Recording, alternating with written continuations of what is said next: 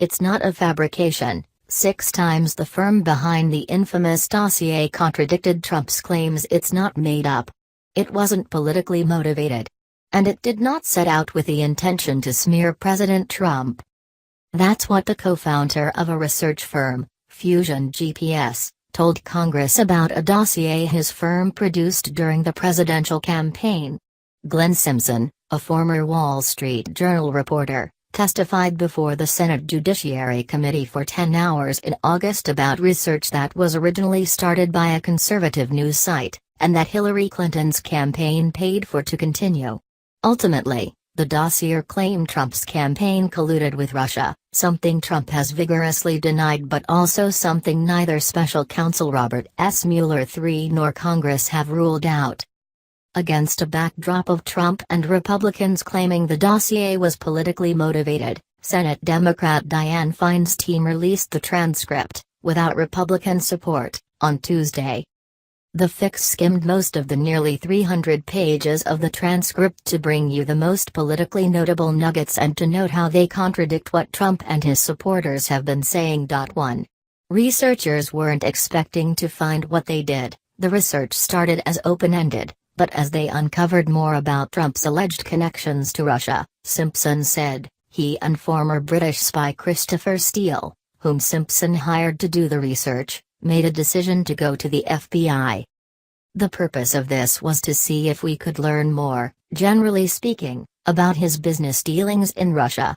What came back was something very different and obviously more alarming, Simpson said. To me this was like, you're driving to work and you see something happen and you call 911, he said in another part of the testimony. How this contradicts Trump and his supporters. Trump has accused the firm of specifically setting out and colluding with Democrats and even the FBI to find something incriminating on him.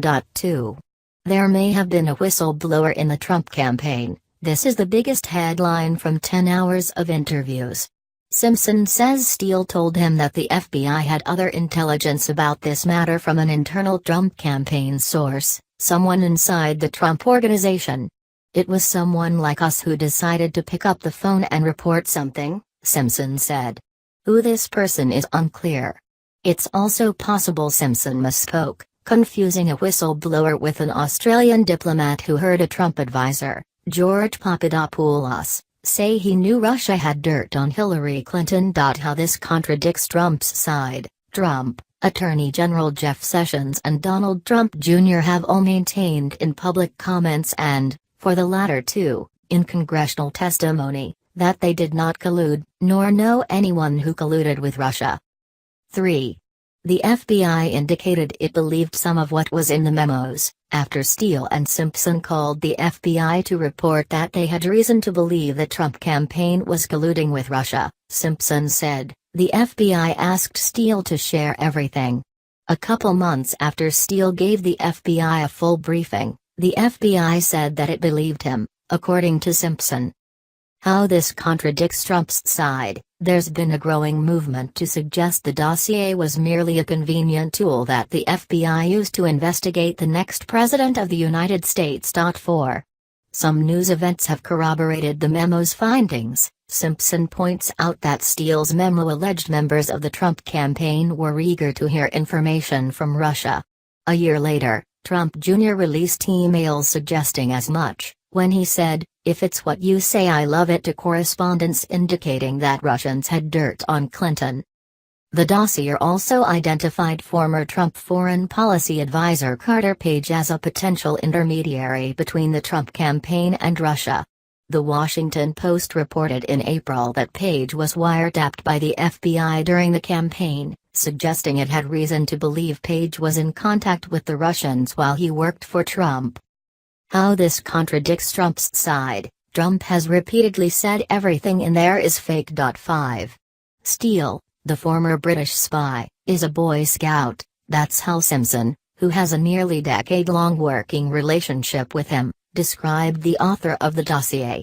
It's one of the reasons he trusted Steele's information so much and agreed with Steele's expertise that they should contact the FBI with what they found. Simpson pointed out that Steele was the lead Russian expert in British intelligence and said he has a sterling reputation as a person who doesn't exaggerate, doesn't make things up, doesn't sell baloney. How this contradicts Trump's side. Republicans have tried to go after Steele as not trustworthy. Last week, two top Republican senators made public that they asked the Justice Department to investigate Steele for allegedly lying about how he disseminated the dossier. They don't go into more details, making their request odd, but the insinuation is out there: Steele is a liar. Don't believe him. 6. Fusion GPS is not funded by Democrats nor Russia. White House Press Secretary Sarah Huckabee Sanders has said from the podium that Fusion GPS is Democratic-linked and that it took money from the Russian government. Neither of those assertions are true, Simpson said. The allegation that we were working for the Russian government then or ever is simply not true. I don't know what to say. It's political rhetoric to call the dossier phony. The memos are field reports of real interviews that Chris's network conducted, and there's nothing phony about it.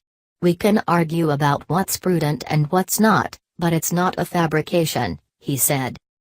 With regard to his company's political leanings, Simpson said, "We're not an appendage to the Democratic Party. We run a commercial business, we're all ex-journalists. We take clients from both sides of the aisle. We have a long history of that. I'm proud of that.